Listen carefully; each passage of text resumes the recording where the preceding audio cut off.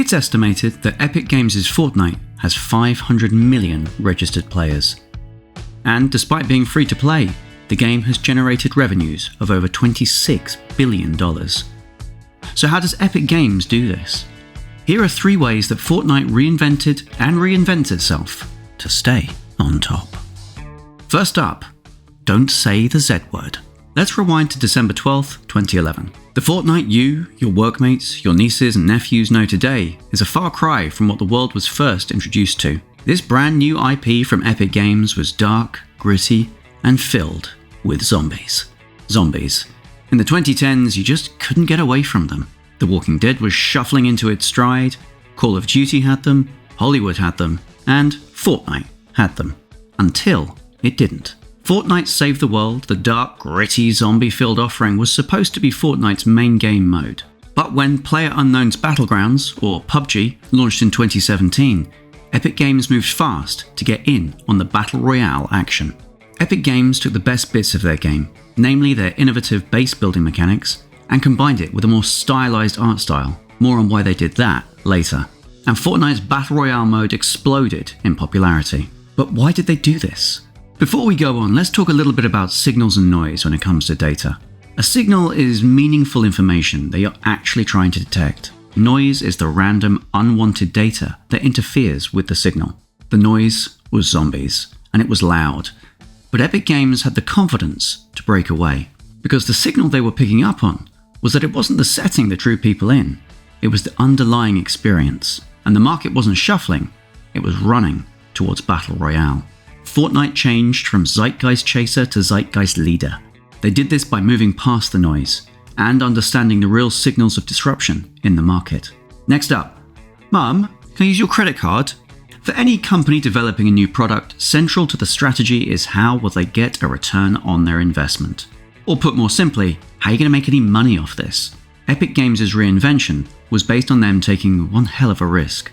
Initially, the game's Battle Royale mode was going to be free, as long as you spend $40 on the zombie base game. It wasn't until the final 2 weeks of development that the team switched to a free-to-play mode, separate from their original game. Why not recoup some costs up front? Especially with no guarantee of financial success for a game essentially built in 2 months. Epic used a combination of data and their intuition, something essential to any reinvention. The data. They knew their main competitor, PUBG, cost $30 to play. So with no financial barrier to entry for Fortnite, it meant choosing between the two would be far easier for their prospective players.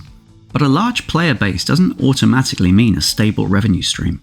And this ties into why Fortnite dropped the gritty aesthetic for something more cartoony. Epic knew that early adopters would be young, and they were right. Roughly 63% of Fortnite's 500 million registered players are aged 18 to 24. The game is recommended for 13 plus, and we all know that kids far younger than that are playing the game. Kids, more often than not, are broke, and if they want something, they've got to ask parents or a guardian for the cash. That's why Epic Games went for cartoony violence, to make their product softer in the eyes of those responsible for purchases and downloads. That's why they provide an easy gift idea for the relatives of kids and teenagers through V-Buck gift cards, Fortnite's in-game currency, that provides Epic Games an ongoing revenue stream. And importantly, that's why Fortnite keeps adding more and more content. And we'll get to that next. Because like chocolate bars in the checkout line, kids always want something new and what other kids have. Epic Games created one of the most, if not the most successful live service game through a simple rephrasing of its business model. Fortnite is free to play, but it's not free to keep up. Over their playtime, kids will have their parents or guardians potentially spend far more than the $40 the game first potentially cost. And because it's done in $5 chunks, it makes it far more palatable, and if we're being honest, insidious. Alright, and the last one, owning the moment.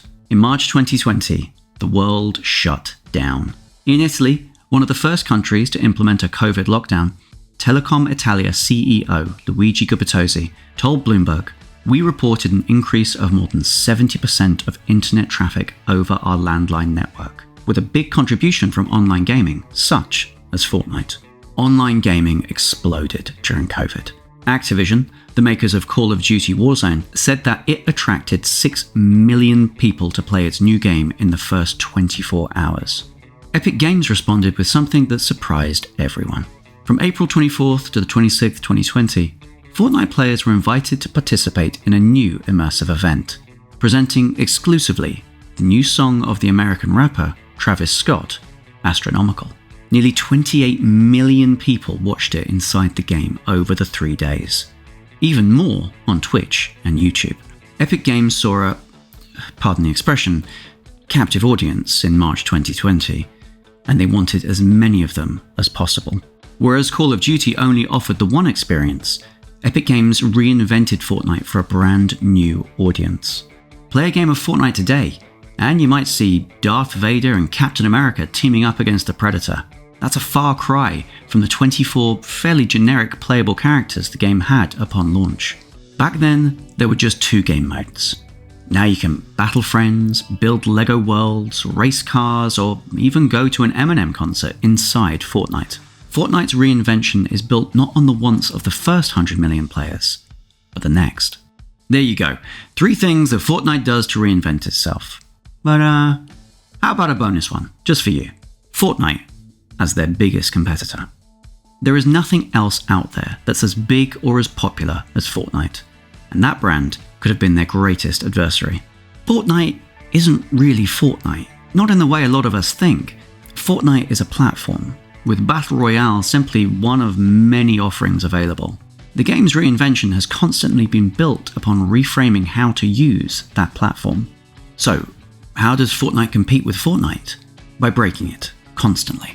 From base building to Battle Royale, from multiplayer to metaverse, Epic Games doesn't have any functional fixedness when it comes to their own offerings. Epic Games has no problem breaking apart Fortnite, repurposing, recycling, and removing parts it doesn't need anymore. Epic Games could easily sit back and let the V-Bucks roll in, but they're not. They're off signing multi-billion-dollar deals with Disney. They're looking at the next generation of kids, their next 500 million players, and not just trying to work out what they want, but telling them too. That's everything for this episode. Let me know in the comments, what game's reinvention has impressed you the most? See you next time, and don't forget to like, share, and subscribe.